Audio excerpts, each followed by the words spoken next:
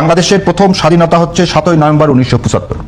এই 7ই নভেম্বর 1975 মহান রাষ্ট্রপতি জিয়াউর রহমান তার উদারতায় তার জীবন দিয়ে প্রমাণ করতে হয়েছে আওয়ামী লীগ এবং মুজিববাদকে কোনোদিন এদেশে রাজনীতি করতে দেওয়া ঠিক হয়নি।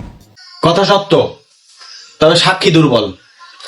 স্বাধীনতা স্থান কাল পাত্রভেদে, গোত্রভেদে, শ্রেণীভেদে, জাতিগত ভেদে নির্ভর করে।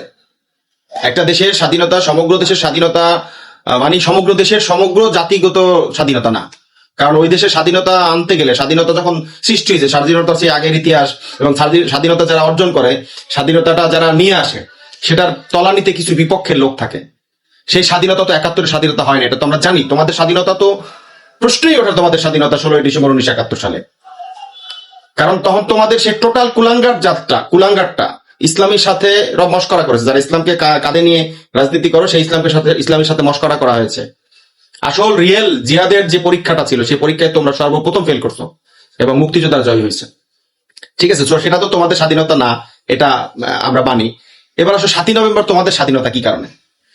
7ই নভেম্বর তোমাদের স্বাধীনতা এই কারণে, কারণ ওই ঘটনা ঘটার পরে, 75-এর ঘটনা ঘটার পরে তোমাদের যত রাজাকারের গোষ্ঠী ছিল, যত 71-এর বিরোধিত সংগঠন ছিল, বিরোধী লোক ছিল, এরা সবাই তখন পুনঃজাগরণে মানে আবার জেগে উঠেছিল। ঠিক আছে, তোমাদের যেসব রাজাকাররা, বাপচাচারা পাকিস্তান, তুরস্ক এখানে পালায়া ছিল, লুকায়া ছিল এবং সারা পৃথিবীতে তোড়জোড় করছে, বাংলাদেশকে স্বীকৃতি দিও না, বাংলাদেশকে স্বীকৃতি দিও না। তোমার সেই সব বাপচাচা রাজাকাররা হচ্ছে এই 7ই নভেম্বর, এই 75-এর পরবর্তীকালে বাংলাদেশে তোমরা আবার তোমাদের আগমন ঘটে।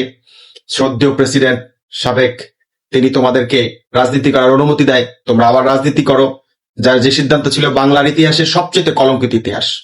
একটা দেশ সৃষ্টিকালের সময় যারা দেশের পক্ষে ছিল না বিপক্ষে ছিল, সেই বিপক্ষ বাহিনীর সাথে অর্ধ সশস্ত্র বাহিনী হিসাবে কাজ করেছে, 30 লক্ষ হত্যাযজ্ঞের সাথে সম্পৃক্ত ছিল এবং আমাদের দেশ থেকে বিদেশে শরণার্থী শিবিরে প্রায় 3 লক্ষের উপরে কলেরায় মানুষ মারা গেছে। এরকম একটা ভয়ঙ্কর ধ্বংসযজ্ঞ চালানোর পক্ষে যারা সাপোর্ট দিছিল, সেই জাতিদেরকে এই দেশে নাগরিকত্ব দিয়ে রাজনীতি করার পারমিশন দেওয়া হয়, যার ভুক্তভোগী আজীবন বাংলাদেশে টানতে হবে।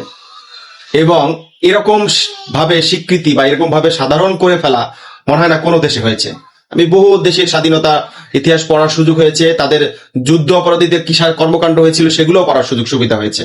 ভিয়েতনাম বলো, তারপর হচ্ছে সাউথ কোরিয়া বলো, হ্যাঁ, তারপর হচ্ছে মালয়েশিয়া বলো, অনেক দেশের।